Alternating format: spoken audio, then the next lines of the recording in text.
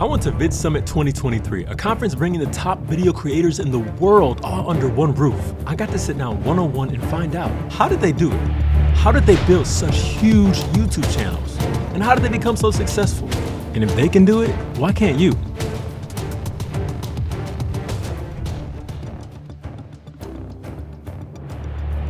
My name is Tom Bilyeu, co-founded Quest Nutrition, took it from not existing to selling for $1 billion. When I exited that, I started a media company called Impact Theory. We do everything from comic books, video games, to YouTube content. Yeah, so my name is Jenny, I'm 18 years old, and I make videos on all things money, more specifically teaching teens how to save or make money. It took me a year to get 1,000 subscribers, and then the next year, I'm now at 1.5 million. What? I'm a podcaster. I run the Modern Wisdom podcast. I've been doing that for about 5.5 years now. That's a good name, Modern Wisdom. Yeah. I woke up in the middle of the night. It's the one time I got divine inspiration for a brand. So, been doing that for 5.5 years, 700 episodes, about... 700? 700 episodes, yeah. Whoa. About 500 million plays-ish across everything. And it's good, man. It's good. I worked really, really hard on YouTube for a long time without much success, which I think a lot of people feel. Absolutely. And then really started to find our rhythm. Title, thumbnail strategy kicked in. Cadence of posting kicked in. And then we've done some really kind of adventurous stuff recently with the shooting quality, the way that we film things. So it's exciting. I like it. I'm known as Lee the Fourth online. Are you the fourth? I am the fourth, yeah. My dad, his dad. Shout out to all the Lees out there, though. But I'm the third. So. You're the third? Yeah. Oh, word. Yeah, so, but everyone knows me as a super, super tall guy online, so I'm 6'9". I do a lot of content now. I've been doing this for 10 years, but the specific content that everybody knows before now is... Damn, 10 years, bro. Yeah, it's been a while, for sure. So this kind of new niche that I got going on is pretty much life as a tall guy, but comedically done. So the short form is I was spawning a lot of requests from my audience, about just how I operate life. So it'd be whether it be funny or just they just want to go see me do it. So it'd be something about they'd be drive around in the world's smallest car. So I go find the world's smallest car and then drive around in it and get. That joke sounds funny. Just listening. Yeah, get everybody's reaction to it. My name is Myron Golden. I'm a business growth consultant. So I teach business owners how to scale their businesses exponentially because in nature, nothing grows by addition, everything grows by multiplication. I guess you could look at my quote-unquote villain origin story. I'm a creative entrepreneur, public speaker. I came from the world of web hosting, advertising, so I worked a 9-to-5 job, didn't feel a sense of ownership over my work, didn't feel satisfied, compensated enough, felt I could do better on my own, like every other arrogant 20-something, but I actually did it. So in that time, I've done 1,600 videos on YouTube. I've officially hit 600,000 subscribers. Congratulations. Wow. My name is Jordy, also known as Quabblecop. And what kind of content do you make? Gaming, let's plays, reaction stuff, and more recently, all AI focused content. What's your current subscriber views, little analytics? Yeah, 15 million subscribers. 15 million. Yeah. Views-wise, I don't know, we're 7 billion total views. So my name's Pat Flynn. I reside out of San Diego, and I'm mostly known, like you said, for podcasting. I have one of the most viewed, if not the most viewed, podcasting tutorial, how to get set up, how to launch your podcast on YouTube. I've taught thousands of students in my courses, and I've been podcasting since 2010. My first business before that was actually to help architects pass an architecture exam online. Oh. And so that was my first foray into online business, and then it turned into a brand that most people know me for now called Smart Passive Income, which started as a blog, also as a YouTube channel, but the podcast really under that brand is what's become well known. And I interview a lot of entrepreneurs that you may have heard of before, like Gary Vaynerchuk, Tim Ferriss, Marie Forleo, but I also interview people, and these are the most popular interviews, that are just like you and me, just getting started. And those are actually the more popular ones because they're more relatable. I'm Nick. I teach people how to thrive on YouTube. When it comes to creating content, if this is something that you've never done before, there's a lot of things that you have to learn, a lot of things that you have to figure it out. And a lot of content creators will run into roadblocks, or they just won't know what to do next, or they won't know what's important on YouTube in order to, make sure that you're getting views and growing a community and doing the thing that you started the channel for in the first place. Yes. So because of that, my content helps people, better understand YouTube, and helps them, learn how to, really thrive and turn it into something that, they can change lives and impact the world with. what is the best piece of advice you have for growing your YouTube channel as you've been able to grow to 400 plus? You have well, first of all, growing to 400 plus thousand subscribers was not my objective.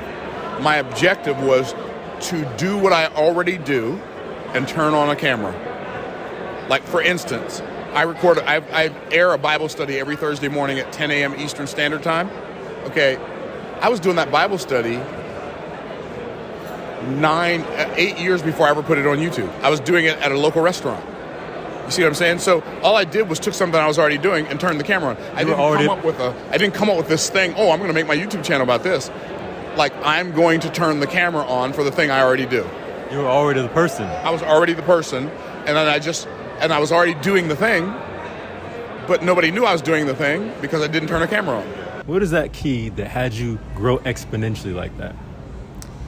Honestly, it's really tapping into like who I'm actually talking to, understanding my viewer, my audience, and like really fostering like my viewers, I think, to be honest. And just like, I knew who I wanted to help. It was like my past self, and just like really understanding that person, I feel like that's when it really works. Because it only takes one video. You know, I had a bunch of videos that were stuck at like 100 views, right? And then once one video hit 1 million, the rest of them got over 100,000 views. But all of them got those views only because I was talking to that same person, if that makes sense. So it sounds like you really got into their brain. You said, how do they think? What do they care about? What do they want to see? And that allowed you to that was like a big unlock. Yeah, for sure. Something that would really help the creator that is struggling. I think of what comes to mind is make your first 100 videos. Just get through those, right? I know that's one thing. To gain experience, like you get in your own way sometimes because of a lack of experience. A lack of experience breeds that lack of knowledge. When you have an abundance of experience through trial and error, you gain wisdom, even in your failures. Failure is probably the best teacher in that regard. And see, with 100 videos, you'll have real proof, you'll have real data, you'll have something to look at to say, here's what did work, here's what didn't work, what's the lesson? And then you'll have something to compare to. And the thing is, you might I'm not saying that will grow you by any means or make you money. It's that it will give you knowledge, it will give you skills, it'll give you real experience, because it's just like an artist. You have to draw over and over and over, and then the thing is, there'll be a lot of stuff you throw away on the coal pile, but then there'll be something there that's worth improving on, something truly that feels good, that looks good, that feels closer to what I imagined in my head, what I do to get there, and then now you can iterate on that process, and it makes more sense. It's the same thing with video. It's like, okay, what I do differently there that made that resonate with people better? What I do differently in that shot? What I do differently in that thumbnail? Why does that one have 50% retention? Why does that one have 30? What if I normalize the one that has 50? What if okay, people are rocking with me on this. I really love that, but this is getting me results, and I don't hate it. I'll lean into what's getting me results that I don't hate. What word of advice would you have for people that want to get on YouTube or want to grow? Just general, solid YouTube growth advice, because a lot of them out there. Yeah, I mean, hit record and publish. I mean, you're going to get in your own head so much, and you're going to try to perfect everything. Just get something out there that you know is going to be helpful in some way, shape, or form. And it might not hit right away, but I think it was Roberto. Probably won't. No, right? It probably won't. I think it was Roberto Blake, another great YouTuber, who said, you got to film your first 100 videos as if nobody's going to watch them. And I think it was actually MKBHD. I interviewed him on my podcast. He said that he recorded his first 100 videos for less than 100 subscribers. He has 20 million subscribers now, but his first 100 videos were for less than 100 subscribers. But through those videos that he published, he learned what it was like to be consistent, to create a workflow, to learn which topics people liked, which ones people didn't like. And over time, obviously, he's become major successful. And imagine if in video 50, he was just like, nobody's watching, I'm done. His life, our lives would be different. All that impact, right? So it's almost like you're for the true YouTubers, right? Yeah. Like none of this stuff is easy. It's hard. It's hard to keep doing it. It's hard to keep coming up with video ideas. It's hard to learn and read your analytics and interpret what it is that you're seeing, right? There's a lot of moving pieces to it. Like from the outside, for just a viewer, it looks like, hey, there's just a picture that I click on, and there's some words underneath that picture, and then I go in and I have this great experience with the video. But there's a ton of work and just general understanding that goes into that. Like, let's say, for example, like a thumbnail. Yeah, you can get away with using a picture, with a thumbnail. But if you aren't using the right pictures and focusing people on the right thing, they'll just go right past your video because they won't even realize it's something that they might be interested in, right? So you have to learn even that basic thing, or what seems basic. You have to learn how to capture somebody's attention with what it is that you're making. And without having the opportunity to say anything to them, you have to be able to learn how to capture their attention with an image, and then pull them into your video. What is your best advice for someone that's struggling as a YouTube content creator to get from just out of the early thousands, early hundreds, to really break through to where you're like a serious content creator? What was that for you?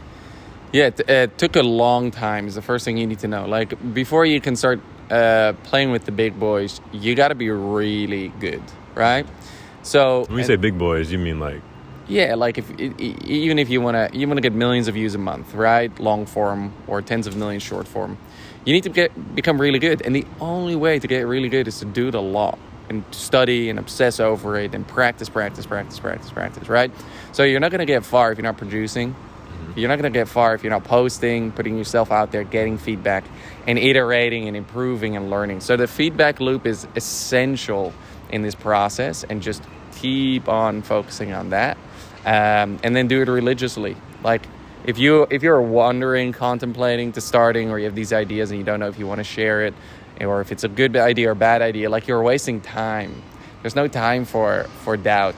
It's like, be confident in what you produce, put it out there, and accept and be open for criticism, and then write this down. As long as you're improving, you're doing a good job, and that's what people can respect. What would you say what was your best advice for someone that is struggling and looking to grow their YouTube channel? What have you found has been one of the biggest contributors to like you breaking through? Titles and thumbnails. Stop dicking about. Titles and thumbnails are king, at least for us, right? Like, every time I find myself getting caught up with the pacing of the cuts, or the coloring of the grade, or some other, like, something else. It's like, just spend more time developing better titles and better thumbnails. Short titles seem to be working quite well. Words like "you" seem to be working disproportionately well on YouTube at the moment, which is good. You too? Yeah, true. Longer videos, not being scared of longer videos, getting up into the sort of, even for a clip, getting up into the 12, 15, even like 18, 20 minute range seems to be great. And then using auto ads, YouTube's new auto ads AI placement seems to like be pretty good at finding the right spot and the right number of ads to put in, which will maximize revenue. So, but yeah, just stop dicking about with whatever you're doing and focus on your titles and your thumbnails. That's it, man. Every single time that plays are not where we want them to be, we just work harder on titles and thumbnails, and it fixes the problem. Yeah, I can attest to that, actually. What's your best advice for people striving to succeed, gain subscribers, grow their brand in the social media space? I'll stick to YouTube, even if that helps. Yeah. So I think the best way to grow is what's been one of your keys? Yeah, one of my keys is authenticity. That's been one of my keys. Like, even before, so I've been doing this for 10 years, right? It took me about, I would say, the last 2 years. It was something that I was doing out there. For me, it seems day to day. You know what I'm saying? It's just like the day, like even with the videos I do, the daily struggles of being tall. That's just a day-to-day thing to me. I didn't make nothing of it from another person's perspective. But it took me really listening to my audience and understanding my audience, what they like to see, to really give me that real good boost in, this social media trajectory. So I would say authenticity and listening to my audience.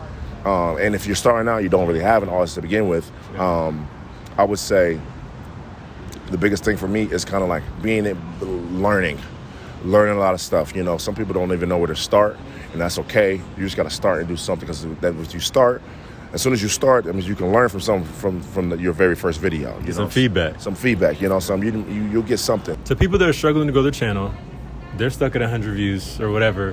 What advice would you have for them, since you've been able to break through in this way? Just keep creating. You only fail when you quit. I know it's so cliche, but all those cliches are so true.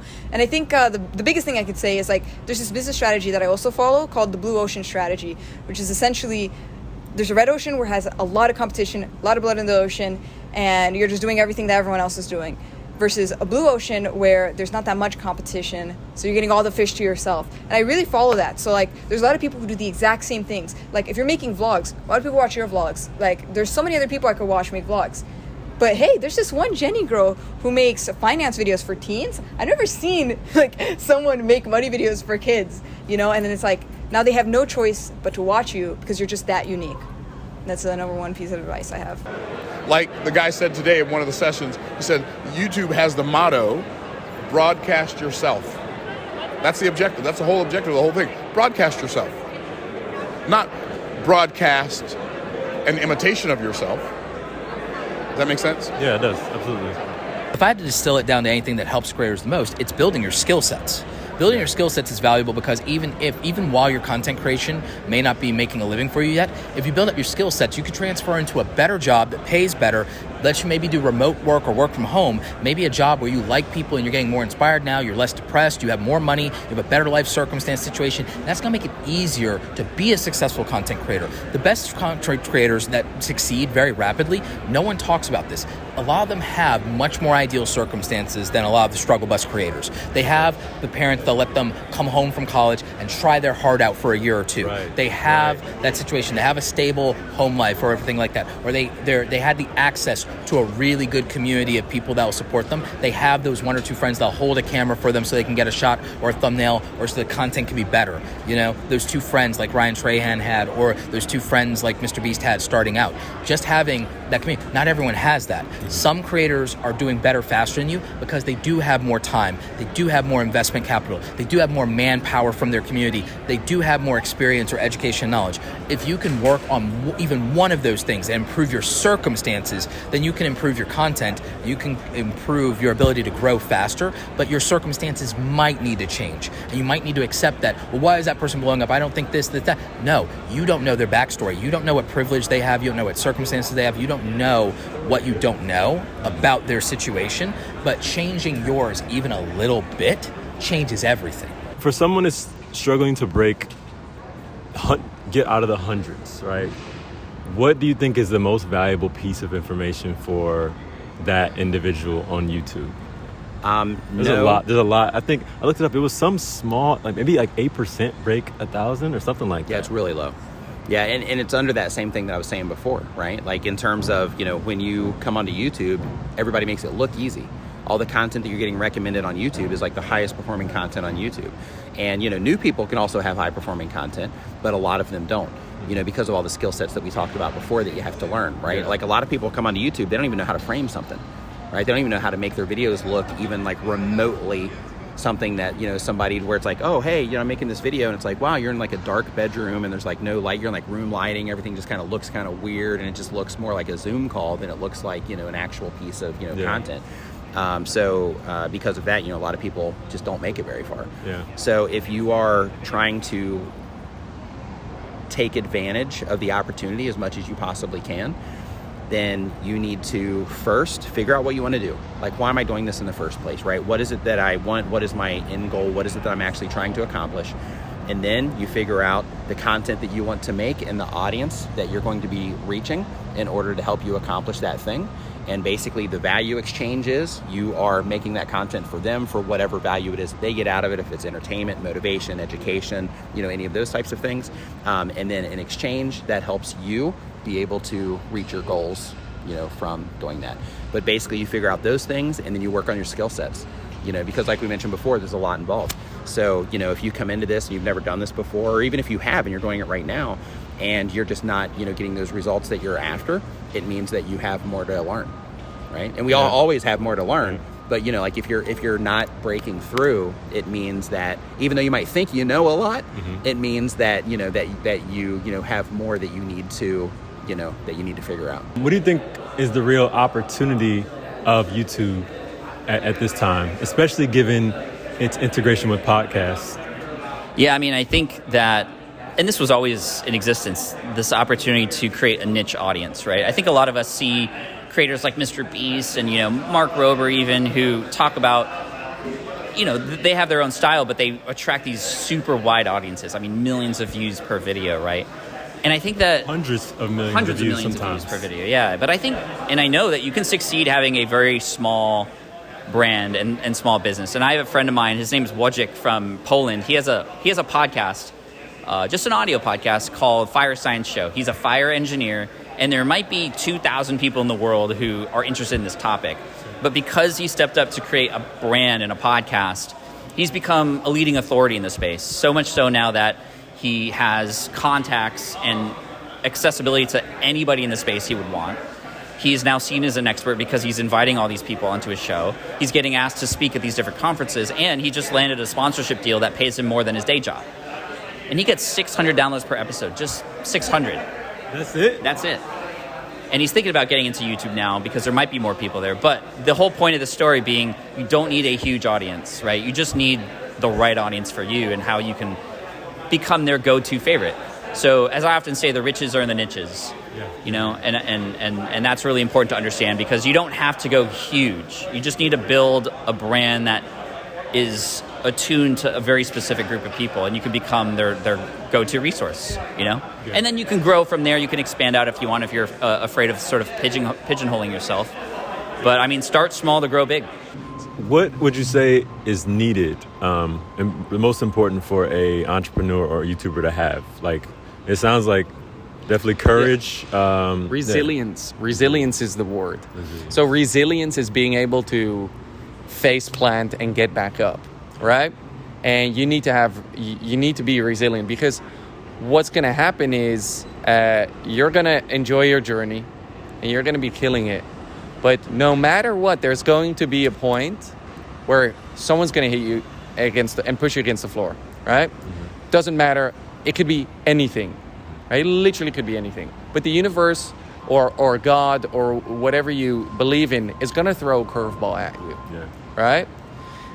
And then you're going to fall. What are you going to do? Quit, right? The real winners, the ones who get to the top, are the ones who get back up and keep on moving.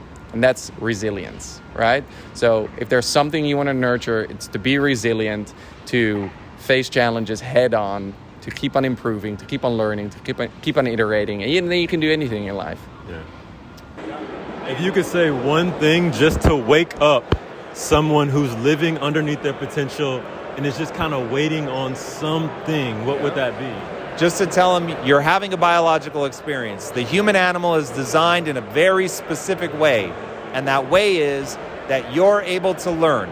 Better than any other animal on the planet, you're able to learn. So humans, the average human, the dumb, boring, average human, has the greatest capacity for change of any animal. So what did you do today to make a change? Because cool, I get it. You're lame. You're not cool yet. Understood. Neither was I. I got a 990 on my SATs. I took it twice. So look, man, nobody expected me to succeed, but I finally realized, oh, that's because I'm not impressive now. But I can be impressive in a year, 3 years, 5 years, 10 years. I can be unstoppable. And I just went after it, man. I just chose to believe that was true. And I went after it with everything I had. And so everybody went from, he'll never make it, to, oh, I always knew it. It was like, get out of here. You weren't saying that. Like, I'll tell you that much.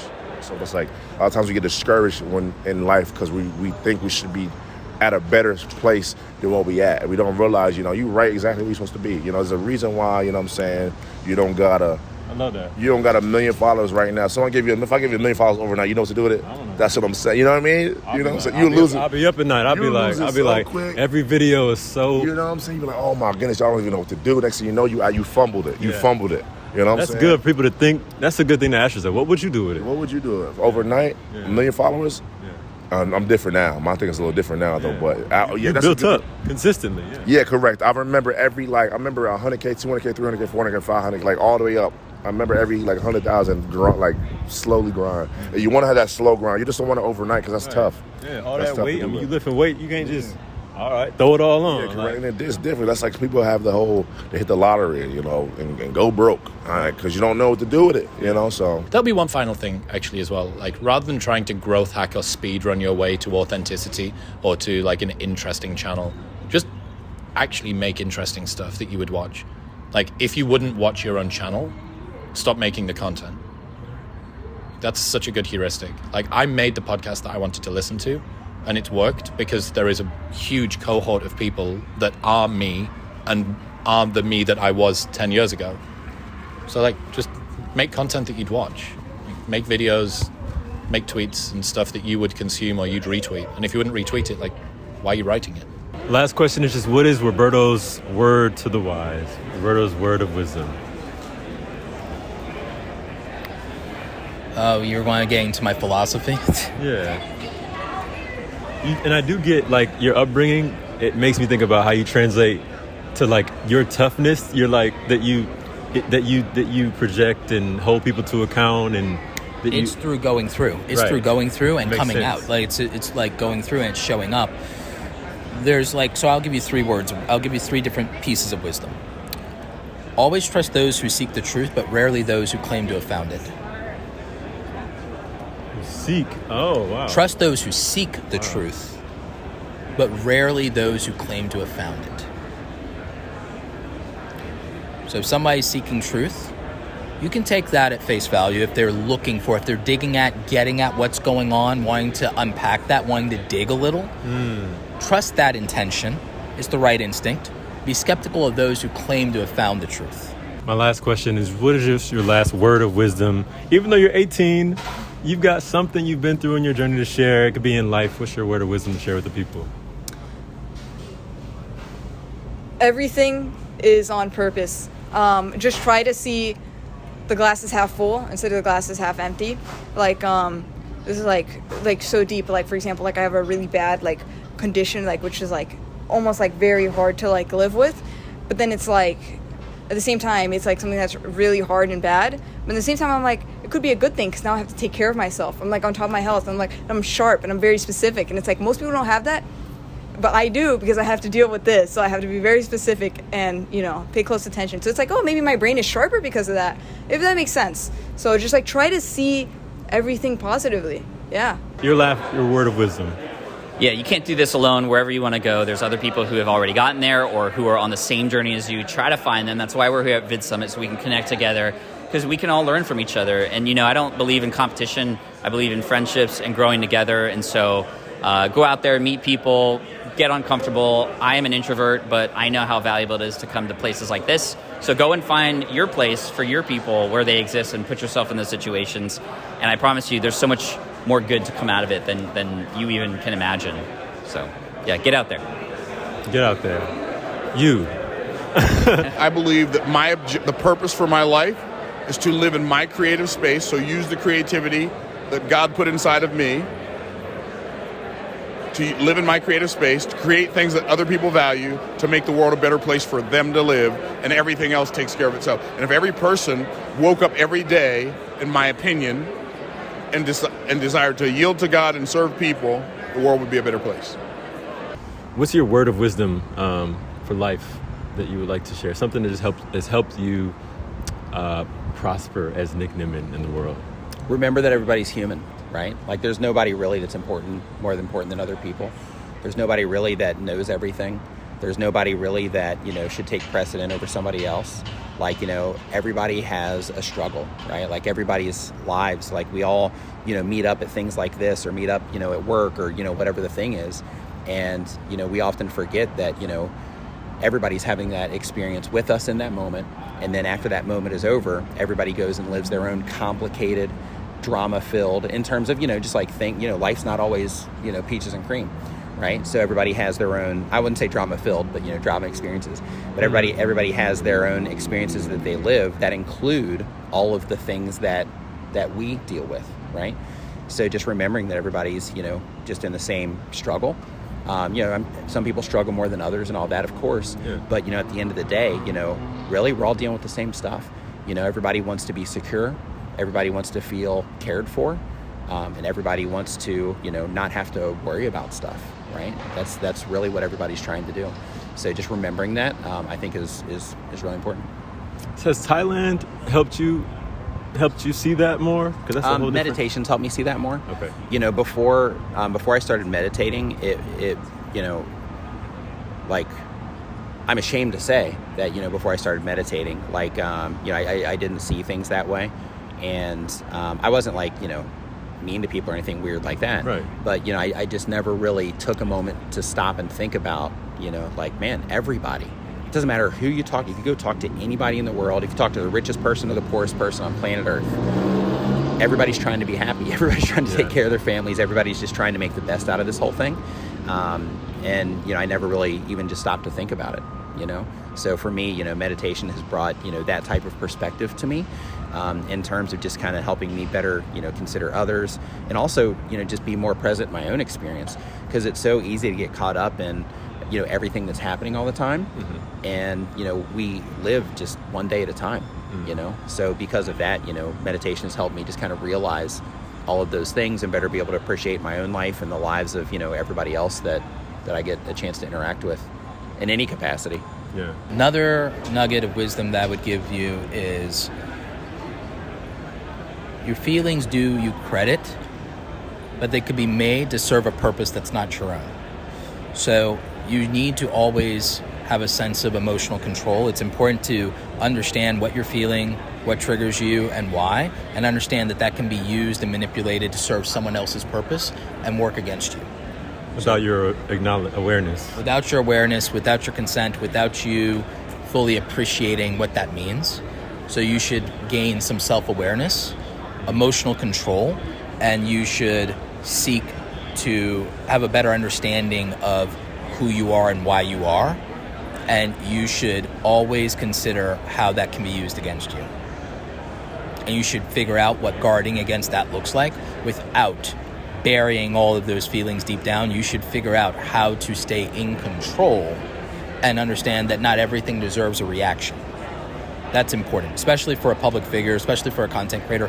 Not everything deserves a response, not everything deserves a reaction. You can process those feelings, but you don't always have to do it in public. What is your one word of modern wisdom? If you could share that one message and that was it, what would that be? Curiosity. Curiosity. Correct. Curiosity. The best performance enhancer on the planet. It's the best after sleep, maybe sleep, but I don't think I can make a channel about sleep. Curiosity, man. Learning about the world around you, understanding yourself, understanding why people are the way they are, decoding the confusion that you have about why life occurs the way that it does. In fact, curiosity is king. Because that's what drives you. Absolutely. I'm fueled by curiosity and big dreams and caffeine. Caffeine. Yeah, that's important. Are you a wise person? Would you consider yourself a wise person? I'm on the path. I'm on the path to doing it. Let's say right now, we get Mr. Beast, right? Mm-hmm. Phenomenal innovator, brilliant mind, super hardworking guy, super dedicated. Like, cool. He innovated. Mm-hmm. That's why he's number one. Now, everyone else looks at him as the number one and thinks, oh, I need to do what Jimmy does, right? That's not it. You need to do what he went through. And what he went through was he looked at the space and said, I'm going to innovate. He didn't say, let's look at the space. That's the biggest guy. I'm going to do what the biggest guy does. And the idea there is that if you just keep on doing the same thing, what's going to happen is everyone else is going to start catching up with you. And eventually we're all going to even out because we're going to be as equally as good. All right? Yeah. If we all drive the same car, if I drive a really fast car and everyone starts building my car, eventually we all drive at the same speed. Right? Yeah. You're never going to build a car that's faster than mine if you're mimicking my car. Yeah. So how do you build a faster car? You go and innovate. You figure out some new stuff. You go and build a brand new car, put a different spoiler on there, different engine in there, different tires, right? Mm-hmm. And same thing goes for content creation. So if you really want to become the new number one, you got to do other stuff. You got to really rethink the game. And that's what my main focus is on right now, to figure out, okay, can we do that? Is that time? Is it time for this innovation to start occurring? And I think so. I think we're experiencing it right now with generative AI and these AI applications, which are making it possible for people to tell completely different stories in completely different ways. And it's a new game for us to figure out. One of my last questions is just leave us a one word of wisdom that you've learned from your success and years and everything in life, however you want to convey. I would say my biggest thing is, I think in this industry, one of the biggest things that I've learned is like, and I heard this a lot though. It's gonna sound cliche, but maybe not. I mean, cliches be true, man. That's the Cliches thing. be true. I would say your network is your net worth, and that's this game is about who you know. Yep. You can get anywhere in the world with who you know, Yep. 100%. So I think you need to value that, like the people that you know, and in the relationships that you build with people, you need to cherish those, because you don't know, you never know. You know what I'm saying? I started on my journey with coming to VidCon. I was a fan of somebody, right? I was a fan of somebody. Who was it? I ain't dropping names now. I can't drop. That's fair. I ain't dropping names. It's out the door now. I don't care. But 100,000 likes. We dropped the name. 100,000 likes. There you go. You dropped the name 100,000 likes. I met a YouTuber, right? Y'all was a fan of my very first VidCon. Before I was really doing videos like that, I probably was at like 10K online or something like that on like everything. And I remember I met everybody I was subscribed to at VidCon, and I met this one YouTuber, and I was like, yo, I love your videos. He was like, oh yeah, I know. And I was like, yo, that's crazy. It blew my mind. I was like, that's crazy. You know what I'm saying? I was like, from that started something in me. Because now I gotta pass you. The pettiness in me is like, now I gotta one up. He said, I know. For sure. And I'm like, I gotta one up and pass you. You know what I'm saying? Because that just for my inner self to be like, you wanted to be like that. You know what I'm saying? Because there's going to come around a day. Oh, he said it like that. He wasn't saying it in like a... Nah, he was saying like, oh, yeah, I know. And like brushed me off. And I was like, yo, this is crazy. I was like, yeah, that's crazy. This is crazy. And I made it my mission to be like, yo, you going to hit me up to collab one day. And I'm going to leave you on red. And that's what I did. You hit you up to collab one day? Yeah, and that's what I did. Correct. So, and I was just like, I know he don't remember that, and that's why I was like, everybody that I meet, I would never do that to somebody else. It might be a time and place to be like, I would never be like, oh yeah, I know. But even if in a circumstance, it might not be the time and place in that moment, but I'll let you know in a better way or something like that. Though, but that's what I'm saying. I would be, how you treat people is gonna go a long way. And then for a third and final one, I would say that developing your skills, your capability, your competency, your confidence, and everything like that. Confidence without arrogance is important, but if you're going to have arrogance, you should have at least earned it. And you do that by making yourself exceptional in as many domains as possible. You look at what it takes to be the 10% in a domain. You look at what it takes to be the 1% in a domain. You set yourself and hold yourself to that standard. You deliver on that. You raise your capability to that degree. And then, even though you shouldn't be arrogant in your gifts, if you are, at least you deserve that privilege because it came through your effort and your hard work, and you have something to show for yourself. And the thing is, you might not actually be delusional about your abilities. You might be that good. You just might not be that humble about it. And the thing is, while it'd be great for you to be a little bit more modest, if you are going to be arrogant, at least have earned it. Yeah. Because people can respect that. Because people can respect that. I can grudgingly respect someone who's earned their arrogance more than I can respect somebody who is fake humble. I don't believe in luck. I believe that all success is built on God-given gifts and talent, hard work of the individual, and then the benefits and fruits of nepotism. But nepotism isn't inherently bad. Right. Because nepotism is about relationships. Relationships have to be maintained and earned in most cases. People have to still want you to win, not work against you, like you. There is something to that. Very little times will you'd be just given a pass on that. And if you are, it's because of your talents and your work ethic are so valuable that they can overlook your attitude. So even then, nepotism can still be earned and should be earned. And all success flows through those three things, in my opinion. So there is no such, in my experience, to quote Obi-Wan, in my experience, there's no such thing as luck. Because all success is God-given talent and ability, not squandered, talent and hard work in the right areas, and then nepotism through relationships that you've maintained, earned, and value that you've created for those people. All success is that. All success is that. Everyone's backstory, if they're honest, is that. Including me. There you go, my friends. Some solid YouTube advice from some of the biggest creators in the world. Please let me know in the comments, what was your biggest takeaway? And check the description below for these tools to help you grow your YouTube channel. Any final words? Subscribe. Subscribe. You heard Jenny say it, so now you gotta subscribe. Yeah, exactly. You have to.